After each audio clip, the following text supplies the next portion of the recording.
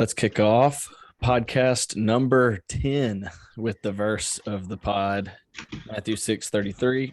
But seek first the kingdom of God and his righteousness, and all these things will be added to you. Welcome to Cowbell Off Campus. Thank you so much for listening. I'm your host, Landon Young, along with my co-host, Addison Thigpen. We'd like to first thank our sponsor, maroonandwhitenation.com. It's a Mississippi State sports blog that produces content made for Mississippi State fans, just like this podcast. You are listening to just two average Mississippi State fans producing content for the average fan, and that's what we do at Maroon and White Nation. You can check this podcast out at maroonandwhitenation.com. Before we get started, Heck yes. That was a massive win. Mississippi State defeats Texas A&M 42-24. Not only did Mississippi State win like we predicted, Mississippi State dominates Texas A&M and the Aggies. And as usual, and you're expecting this, listeners, they're expecting this. We need to know what went right and what went wrong from the guy who knows everything about Mississippi State football, Addison Thigpen. Tell us what went right and what went wrong this past Saturday. Well, I love kicking it off with a cowbell ring. I love that. So I feel like I need to get mine in here too. The only problem with mine is it's so beat up. I don't even know if you could hear it if I put it right next to the mic. It's so sad sounding. But it still gets the job done. But what went right, what went wrong? I'm so excited to talk about this. I'm going to start out with what went wrong. I mean, obviously don't have a ton there, which is a great place to be at, especially after a big game, a big SEC game against A&M. But what went wrong? Honestly, starting out in the first half, I don't think we just didn't start well, to be honest. I wasn't super impressed with our first couple drives. I think the biggest thing that went wrong, which is a massive error, which we have got to fix moving forward, is the freaking penalties. False starts specifically in the first quarter at home, where it's the first quarter, it's at home, and we have 5 to 6 false starts in the first half. Unacceptable. Cannot have that. I saw a stat that was I know overall we had 13 penalties for right at 140 yards. That's a game changer. To that point, there was a part in the first quarter we were driving down the field, maybe in the second quarter, but first half, and the commentator said that we had a 16-play drive that had only gone for 49 yards. That is sad. That honestly legitimately sad. It's sad and quite impressive that you can go 16 plays and only be at the 40-something yard line. It's crazy. I mean, if you talk about a 16-play drive, that's a great drive for an air raid offense. That's fantastic. I have no problem with us running that many plays in a single drive. The issue is the 49 yards, which is because of the penalties. I mean, we're obviously moving the ball, and we're obviously having to trek back a lot of yards that we're losing based off penalties. So that was something that was definitely a major error. Before we get off that every offensive lineman had at least one false start besides one. So there was only one guy on our offensive line that did not get a false start this past weekend. Yeah. And it's just, we can't let that happen. We gotta be consistent there, especially when you're at home against an SEC team, and especially in the first, couple quarters there. You just can't let that happen. So just got to do better there. I know it's obviously a lot of that comes off the run because, we're obviously not a team that's used to running. I noticed it a lot. I swear, half the time that we false start, over half the time we false started, it was right before we ran a run play. So that's a lot of what's coming there. Our guys are getting nervous because they're having to go up the field instead of just doing their typical, their typical air raid block. So that makes sense. To that point, execution, the first couple drives there was just down. I think a lot of that was the penalties that we saw, but I just think that we just weren't executing like we should have. But that all changed. Like I said, I don't have a ton to say here. I think we played throughout the whole game. I think we played pretty well. And I think that'll transition me into what I think went right this week. I think there was a lot of stuff. There's a lot of things I could hit on that I think really went right. Will Rogers' production, our running back production, our offensive line did block well when they were blocking. It's just they just false started a lot. They got a little bit ahead of themselves, but when they lined up, they did a really good job. But the couple things that I want to highlight, I think one of the biggest things, our defense played absolutely lights out. They played fantastic. I think we did a really good job. We didn't let Max run the ball very well. He uses athleticism. We forced him to throw and put him in positions where he wasn't throwing very high percentage passes. So I think we did a really good job just putting them on their backs and putting them in a tough position to move the ball, honestly. I think our blitz package was good. I think our cornerbacks played better than I was expecting. Defensively, very, very sound throughout the whole game. Even looked pretty good going into the third and fourth quarter there, where we struggled. Also, love to see us run the ball like that. I think that was something that went right for us. We were able to move the ball in a way to where we opened up different passes. We didn't go to the dump pass as much this year, or this game, because we were able to open up our receiving core. To that point, about our receivers and what went right there, I know we had at least 8 different guys touch the ball through a pass on Friday or on Saturday, and I know only 2 of our running backs caught passes, Johnson and Marks. So that's 6 receivers in the air getting the ball, and we had a couple guys there that Justin Robinson is his name, and he kind of showed out. We haven't seen a lot of him, and it was because I think they put their stud guys on Caleb Ducking. So we weren't able to see Ducking as much, but I think a huge positive is that we went to Robinson and Rara and Tulu and who were the other 4 that we have? Also, Williams caught a pass. So, it is kind of crazy to see, and I think that's a massive plus. We had a lot of things go right, but defensively and our wide receiver production was the top 2 for me. You're right. We could go on and on and on about all the things we did right on Saturday. It was a great game. It was a game I expected, like I said, I expected us to win this game. I didn't expect us to go out and do that. We dominated them in all aspects of the game, offense, defense, and special teams. Let's hit on offense first. Just going back to the wide receivers you're talking about. You can name 6 off the top of your head without even thinking about it and looking at any stat sheet. Let's go back to the 75-yard touchdown pass from Will Rogers to Ra Thomas to pretty much put the dagger in Texas A&M. You felt the Texas A&M defense deflate as soon as he caught that ball and took it into the end zone. What was going through your mind during that play? I don't know what was going through my mind, but I know that my entire apartment complex was getting ready to call the cops or something because I was losing it. I can tell you that because I was going crazy. That and when we blocked the punt were probably 2 of the I freaked out both times, or not the punt, the field goal. Sorry. Yeah. But it was those are 2 crazy moments. But just seeing that, you talked a little bit about you wanting to see Ra be the man this weekend, and he was. 5 catches, 100-something yards, 75-yard touchdown pass is absolutely that's the best weekend you can have as a receiver. And that catch, that play, and seeing Ra do that is exactly how we need to utilize him moving forward. I said it a couple weeks ago. He's not a guy that's going to get 10 targets. 5 targets is even a lot, I think, for him. I think you go to him 3 to 5 times a game on a deep pass like that. One where he's going to go up, make a one-on-one catch, or one where he's running down the sideline and he can just keep his momentum moving forward. I think that's how we utilize him. What a massive play. What a great throw. What a great catch. And then he fought off the guy. That was a tough catch to make. It looked easy, but that dude was all over him. He catches that, fights him off for 6. That's massive. Absolutely massive. He looked like an NFL wide receiver during that play and really all game. And it's a bounce back. You said it, and that's what I've got in my notes here is that was a bounce back game for Ra after dropping a really big pass against Bowling Green. I would have taken that drop 1,000,000 times for him to do what he did on Saturday versus A&M. I agree. So keep going with this offense. You said it. Austin Williams got a good touch. I was sitting here watching the game before we hopped on. Even in those first 3 drives where we looked like we couldn't get much going due to penalties, Austin Williams is catching balls and running for 15 yards. And right. So it's like this offense is moving. Mike Leach in his 3rd year, it shows it's his 3rd year. Now that he has this team moving in this air raid offense, it looks really, really good out there on the field. They look like they know what they're doing. And I think that we could talk about the offense all day, but the defense is what really showed Mississippi State fans that we can compete with anyone this season. Yeah, absolutely. Zach Arnett, I want to ask you about him and what's your thoughts on him, because I'm not sure we can keep this guy for another year. What's your thoughts on Arnett? Yeah, I guess it really just also kind of depends on what opportunities he's looking at post this season.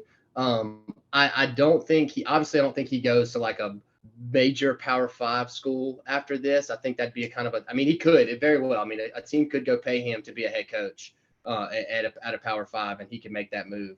I think we'll see him. I hope we get another year with him, at least one more. I think that'd be massive for the team. and just what we're returning and everything.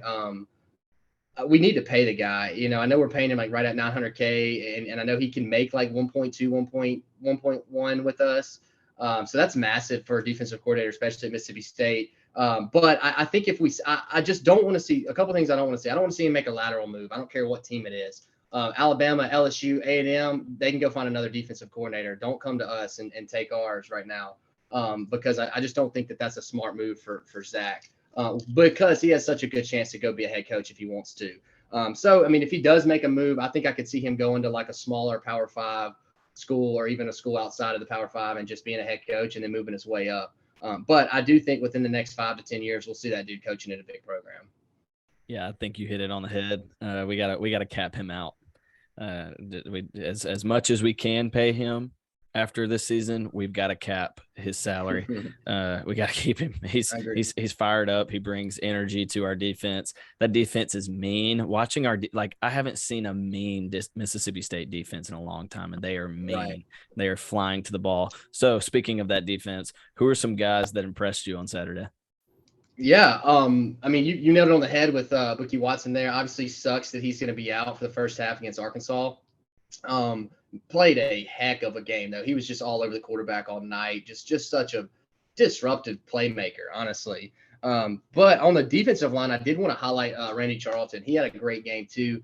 I know he came up with at least 1 or 2 behind, tackles for loss. I don't know what his stats were at the end of the game, but he was very disruptive as well. There was a lot of times where he was like just eating those guys up on the offensive line. I noticed that he got doubled a couple times too. They had some so obviously he was doing good enough to where they had to double team him, which is massive. If that's what opens the stuff up for the Tyrese Wheats, the Jet Johnsons, the bookies, when those guys come in and you see those open blitzes that look beautiful and they tackle the quarterback and it's wide open and you're getting fired up and Nathaniel Watson. And then you look back and you realize that Charlton was double covered on that. And that's why he even got through in the first place.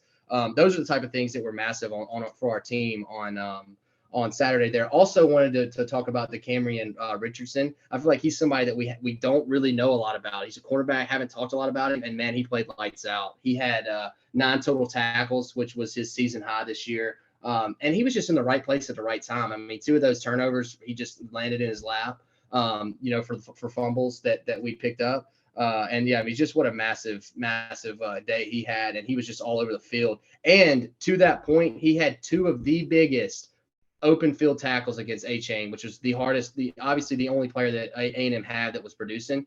And he shut him down twice on 2, which would have been first down plays that he stopped. And we ended up able to take them to a punt down, 4th down position. So he just played absolutely lights out. Yeah, it just like our receiving core, you just named off 6 different defensive players, and that's another thing we haven't seen at Mississippi State in a long time is being able to name off defensive players off the top of our mind to talk about, because these are talented defensive players. And you've got Camryn Richardson on one side and you've got Emmanuel Forbes on the other. And I really think Camryn Richardson, just what you said, is going to be the guy that can make the tackle in open field and cause disruption. Even with what you were saying of guys getting double team on the line, he can come through on a cornerback blitz and get to the guy behind the line. He's going to make open tackles. And then you've got Emmanuel Forbes, who's going to shut down their top receiver. He's going to get an interception. He's going to take it to the house. Emmanuel Forbes, what was the stat that you sent me on Saturday? He's now officially tied in the SEC in first place for the number total of all time for the number of pick sixes, which is absolutely crazy. That's just an absurd stat. That dude has as many pick sixes. He's going to break a record. If he just gets one more pick six, then there's no one that's ever had as many as him in the SEC, which is just crazy to think about, honestly. Yeah, and he blocked the field goal. Right. And I didn't even mention him. That's you said I named 6 people. I didn't even mention Forbes, number one, because I knew we were going to talk about him because what a game he had. But also, I mean, he's the standout on Saturday. I mean, he had two turnovers that were just massive. The pick six. I mean, it was just, I mean, wow, what a game he played. And he's just somebody that he's just got to stay consistent for us. He's such a big leader on that defense, honestly.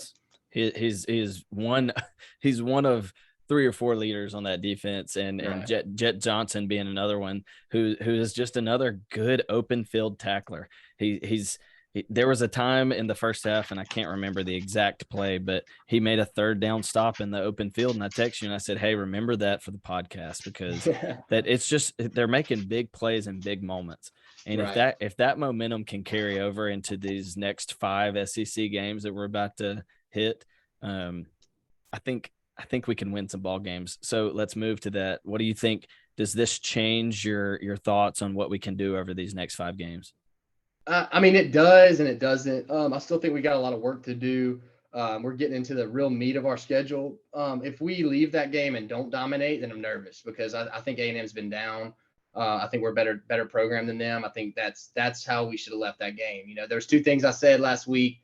Kentucky was going to win. That didn't happen. The other thing I did say was that, we were going to beat them by at least 2 possessions, and we did. We dominated the football game up and down. I still think we could come out and win, 3 or 4. I mean, not 4 would be tough of these next games we have upcoming. But I do think we could leave this 6-game stretch, obviously with A&M in mind, 4-2. I think that's still very doable.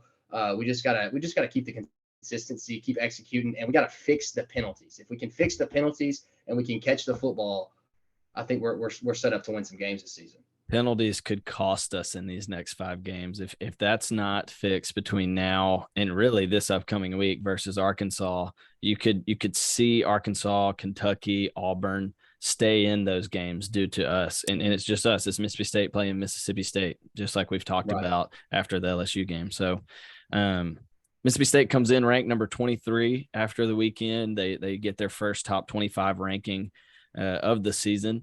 And so I think that's big going into this weekend versus Arkansas. Of course, we'll hit on Arkansas a lot on Thursday, but concerning this past game, what did Mississippi State do to become number 23? Because I wasn't exactly sure if we would be top 25. Yeah, I wasn't either. Obviously beating a ranked team in A&M, I think is massive. Also, I don't have it in front of me, and I wish I would have pulled it up. I think one of the main things is there was like more than 10 top 25 teams that got beat over the weekend. So I think that had a big thing to do with it, just getting us in there. I think we should be in the top 25. You got OM sitting at number 9 right now, or in the top 10. Like they're not that. They're not one of the best 10 teams in the country. I do think we're probably one of the best 20 teams in the country. I do think we're in that range. I think what we did though is we went out, we won against an A&M team at home, and it wasn't just like we beat them big. I think that's what put us up there. Obviously there's a lot of teams that lost. Like I said, I think that had something to do with it. Also LSU lost to Auburn, but I think the main thing was just the dominating win that we had over them. LSU came back and won that game. Wait, what was that? LSU came back and beat Auburn after being down 17-0. Wait, did they really? I didn't even see that. Okay. So, well, then I did see we were ahead of them, which I guess is why I thought that. I didn't know they won that game because I actually watched them come back and win it. So I don't even know what I'm talking about now that I say that. But no, I was surprised that we ranked higher than them. No, I was too. In college football playoff poll, I don't think we would be, because college football playoff looks at that stuff. They go, okay, LSU beat Mississippi State. They should be ranked higher than them. Hey, we'll get into this probably during our SEC picks, but Brian Kelly can turn his team around mid-game and regroup them. He did it against us. He really did it against Florida State when they were down and they came back, and he did it against Auburn, being down 3 scores, came back and beat Auburn on the road. And it's hard to win in the SEC period. Yeah. That I'm impressed by LSU and their ability to regroup and turn around and win a ball game. But we can hit on them some more in our SEC picks. Last thing on A&M before we move on, and I'm just interested to hear your thoughts.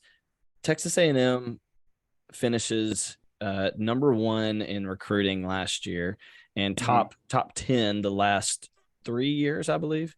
So they've got 5 and 4 stars all over the field. Mississippi State's got 3s everywhere and a couple 4s here and there. What does NIL even mean? And like, why did Mississippi State do what they did to Texas A&M on Saturday? I think a lot of it has to do with coaching. Obviously, I mean that's going to be a main thing. I think a lot of it has to do with that. I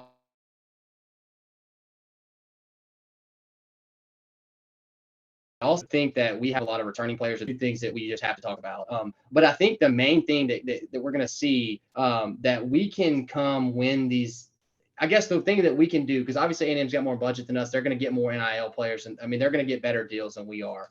But I think what we can do is honestly find players that the Alabamas, the A&Ms, the LSUs, those transfers that we're talking about that they're not getting. I think that's going to be massive for us moving forward. Like your 3 stars, your Dak Prescott's that can go play at LSU, but he knows he can come start at Mississippi State. And I think that's where we're picking up our receivers like that. And that's how I think we beat A&M is because we've picked up those guys along the way to play our skill positions. Really, and honestly, this is the thing about the transfer portal. I think that, we're talking about 4 and 5 stars, and I want to keep, I'm a big guy about talking about the talent that these teams have in the SEC that we're playing.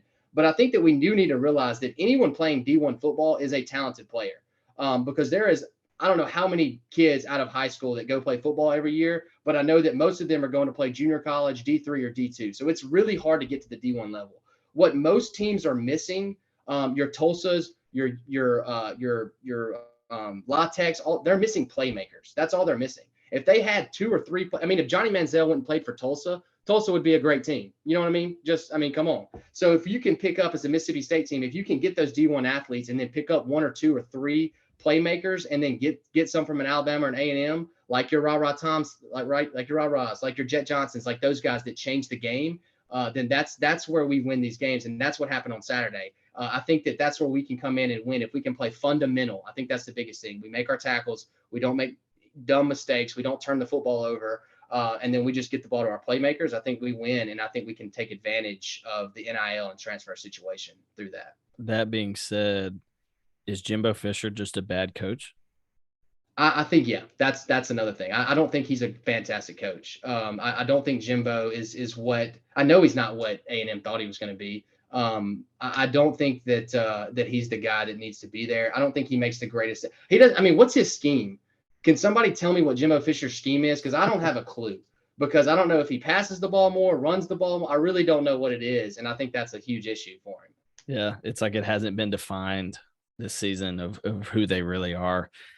And I think you're right. I don't know what they're going to do. They're going to have to pay the dude $95 million, and don't get me wrong, they can do it. They've got boosters in there that can pay him. They've got billionaires who can pay him over $95 million to get him out of there. Man, if what happened Saturday happens again to them one more time this season, and I mean I maybe excuse the Alabama game this year. Yeah, I think he's out. I think they'll find a way to get him out. And I agree. They were talking about that actually. They said it's already, they're having conversations right now about it. So will they have a check already written out to Lane Kiffin by the time they've got him out of there? Probably. I'm sure that they're going to be interviewing him, right away. So, hey, if I were them, I need to see what Hugh Freeze is doing over there at Liberty. That's who I'd be bringing in, honestly. I'm surprised he's already not back in the SEC. All right, I'm moving on. Last chance for any thoughts from this past weekend. Anything else? I think we played great. The only other thing that I did want to say is just from running back production. I did want to mention, I think Dylan Johnson's our guy running the ball. I think Marks is our guy when we throw the ball. Simeon Price is just kind of a combination of the two of them. I wanted to highlight that because I think Johnson scored on 1 touchdown. I think moving forward, Marks is going to have more total yards and touchdowns, but I think Johnson's going to be our guy on the ground. That was something I wanted to mention. I was super impressed with their productivity on the weekend. Absolutely. And we hit on it on Thursday's podcast, man. They as soon as Mississippi State and Mike Leach moved to the 3-back system with 2 backs by Will Rogers, the offense was moving. And it was exactly what we talked about. So I think you're right. We've got 3 guys who can play some ball back there in the backfield. And I think that moving forward, we'll see all 3 of those guys utilized for the rest of the season. Yeah, I agree. Mississippi State dominates, handles, whatever you would like to say, by spanking Texas A&M 42-24. Moving on to Arkansas this week. We will preview the Razorbacks on Thursday, so be sure to send in your Twitter questions to M&W Nation on Twitter. We will answer those on Thursday.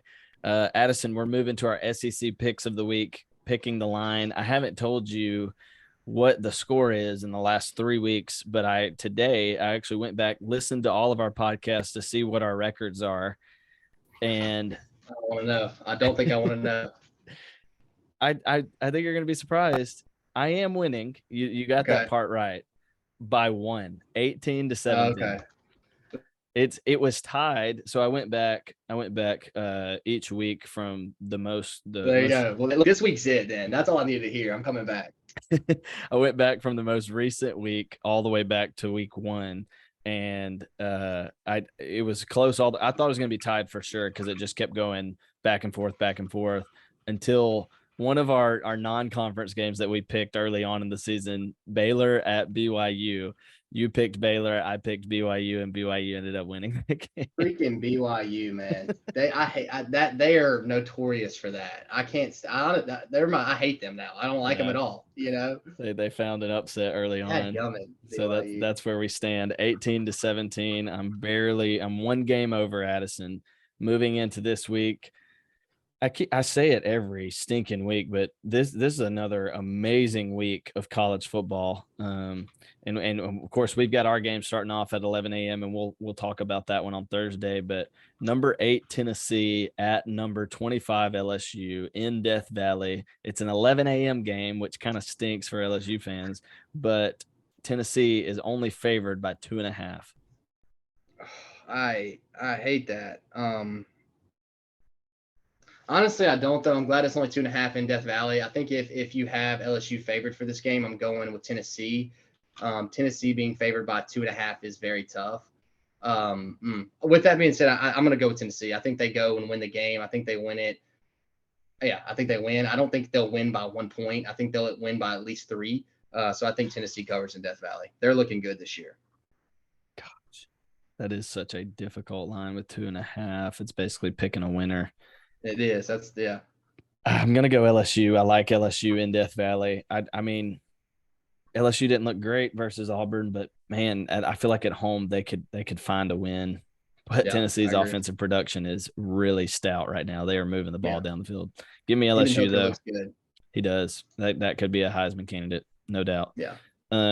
Missouri at Florida. Florida favored by 10. I mean, what happened this last weekend with Mizzou and Georgia?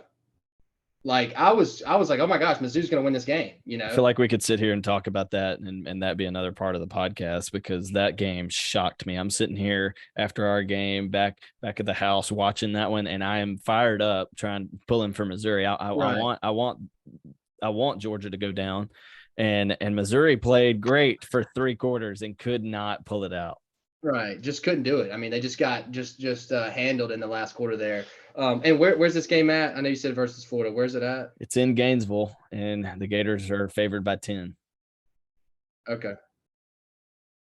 With that being said, I think Gators cover. I mean, yeah, Mizzou looked good last week. I still think they're kind of a rough team, weak team. So I think in Gainesville, I think Florida covers by 10. I'm gonna say Florida wins. Missouri covers. I think Missouri gets under the 10 points. I think they keep it close. I think they find momentum even after losing. I know there's no such thing as moral victories, but man, that was a moral victory for Missouri. That definitely was. That was massive for them. And that changed that should have changed their outlook on the season, especially after that Auburn game, which was just a heartbreaker and just they look pathetic, honestly. I agree. Auburn at Georgia. Georgia drops to number 2. And Georgia is a 29.5 point favorite. I think Georgia they need to come out here and make a statement. I hate them at a 30. I hate them. I hate that spread with them. They don't really beat teams like that. They have not dominated a team like that this year, except for Sanford. And honestly, they did handle South Carolina. Yeah. But I do think they go and I think they win that game by 30. I think that they just got a statement to make. They need to this week. So I think they're going to try to. I think they cover. I think just about every time I've said Georgia will cover, they don't. Okay. But it's at Georgia, which makes me think they should win big. Give me Georgia. Auburn's going to struggle. Number 9, Ole Miss at Vanderbilt. Ole Miss opens up as an 18.5-point favorite. God, as much as I want Vandy to win this game, as much as I want my Commodores to anchor down and be the team that I know they can be, I would love to see that quarterback just have a Heisman debut, freak out. I would love to see him put 300 yards rushing on them. But I would love to see it. I don't think it's going to happen. I think OM covers. I still not super impressed by them after the Kentucky game. But I think they beat Vandy, and I think they beat them big. They're just better, and they should win that game, pretty big. So, hey, you won that game last week, the Ole Miss game. You picked Kentucky to cover, and that they did, but they lost. Kentucky should have won that game. OM cheated, and and Kentucky threw it away, man. But gosh, hey, I would love to hear your thoughts on Will Levis being the number 1 pick in the draft. I'm sure you've seen some of that on Twitter and their offensive coordinator saying that. I love that. I will say Lane Kiffin making the joke about that. I don't know if you saw his presser. That's the best Lane Kiffin joke I've ever heard. I didn't. What did he say? He said, man, they asked him a question about the defense or something. He's like, yeah, I think our defense played fantastic. They played lights out, especially against the number 1 pick like Will Levis. And I mean, he was joking. He was making the joke, but like it was. It is a joke, man. It's such a joke that they think that dude's going to be the number 1 pick. I saw a tweet that said he won't even be the first Will in the draft. Talking about Will Anderson Jr. from Alabama. I saw one talk. It's funny you said that. I saw one talking about Will Rogers just to make a joke, And actually, Avery, the guy that writes and asks his questions sometimes, he sent that to me on Twitter, and it was from a Mississippi State girl talking about Will Rogers. And my response to him was like, well, there's another guy in Alabama named Will Anderson Jr., so we need to look at him first because that's your first rounder, your first pick. Yeah, I'm picking Ole Miss. All that said, I think Ole Miss goes to Vanderbilt and rolls. Yeah. I hate it because their Ole Miss's schedule has been hot garbage through the first 6 weeks of the season. Kentucky being number 7 was a joke. That it's amazing to me how bad Ole Miss's schedule has been through the first 6 weeks of the season. And here we go again. South Carolina at number 13, Kentucky. Kentucky's favored by 10.5. You know what? I'm gonna go South Carolina on this one. I'm gonna go against what everyone else is thinking, what everyone else wants to say. I think yet again, my boy Beamer. I think he gets it done. I think I don't think he wins, but I think they keep it within 10 points. I'm gonna play it safe and do the same thing. I think South Carolina, I think you're gonna nail it. I think Kentucky wins. South Carolina keeps it close. I hope they do. Because if they do, that's going to tell us a lot about if we should go on the road and win at Kentucky. Right, absolutely. Yeah. Ooh. Hey, while I'm pulling up this next game, try to find it. I don't know if it's been released or not, but the time for the Kentucky game should have been released today. Yeah, it should have. And I'm interested to know. It may not come out till this afternoon, but I'm interested to know what time we play them. Oh, we do. 6:30. It's a night game. Oh, gosh. They released it. I don't even know if I like that or not, going on the road at Kentucky. I don't either. It's going to be because they're going to be on fire at night. This South Carolina-Kentucky game is also at 6:30, so we'll see. That's interesting. Last game, Texas A&M at number 1, Alabama. Alabama favored by 24. Alabama covers. I don't really have anything to say about that. That's it. That's all that's going to happen. This is a revenge game from last season, and if Alabama doesn't absolutely smack them, I'm going to be disappointed and a little excited. Yeah, me too. Because at that point, the only thing I know about Jimbo Fisher is somehow he can beat Saban. That's it. That's the only good thing to think that he's got going. So what if that's all he puts his focus on? Is every year he comes into it going, how am I going to beat Saban this year? I don't give a crap about any of these other games, but as soon as I play Saban, we're balling out. He might because saves his job, number one. Number two, they're always dogging each other in the pressers. So I feel like Jimbo just goes home and he's just salty at Saban all year. But who knows? Hey, that could be it. All right. Well, I've got a 1-game lead on Addison, but we've got a lot of differences this week. So you could easily take the lead after this amazing week of SEC football. So we'll be back Thursday to answer your Twitter questions and preview the Arkansas Razorbacks. It's going to be a good one. Can't wait for the Saturday. It'll be 11 a.m. ball game in Davis Wade. Be sure to tune in Thursday to hear our preview of the Razorbacks. Thank you guys so much for listening. You can find this podcast on maroonandwhitenation.com, and we will see you then.